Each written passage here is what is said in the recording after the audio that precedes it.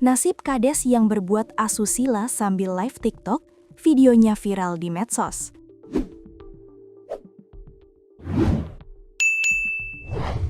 Nasib kepala desa alias kades yang terpergok berbuat asusila dengan seorang wanita sambil live streaming TikTok kini di ujung tanduk. Seusai videonya viral di berbagai platform media sosial, sang kades akhirnya muncul dan membuat pengakuan.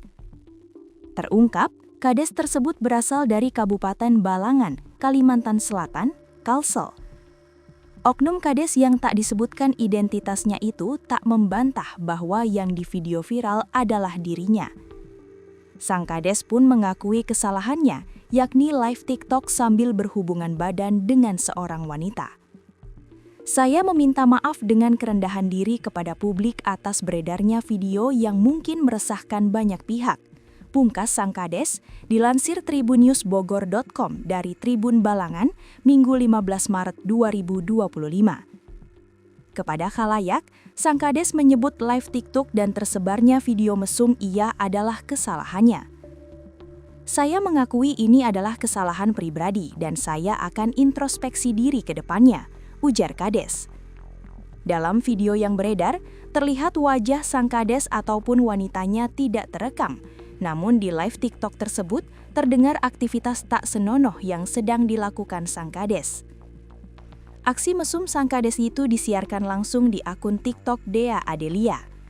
Live TikTok perbuatan mesum sang kades itu sempat ditonton sebanyak lebih dari 100 orang. Sepanjang siaran langsung berdurasi 7 menit itu, hanya tampak penampakan hordeng coklat dan juga kepala si perekam serta sang kades.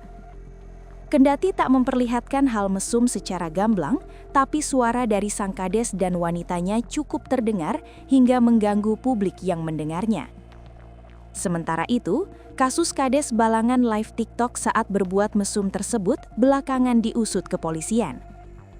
Kasatreskrim Polres Balangan, AKP Ferry Kurniawan Gwenawi, menyebut penyidik telah memeriksa sang kades mesum. Kepada penyidik, sang kades langsung mengakui bahwa yang di video viral itu adalah dirinya.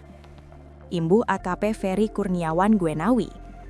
Tak berselang lama setelah video tersebut viral, sang kades langsung dipanggil untuk klarifikasi di Polres Balangan pada 12 Maret 2026 kemarin.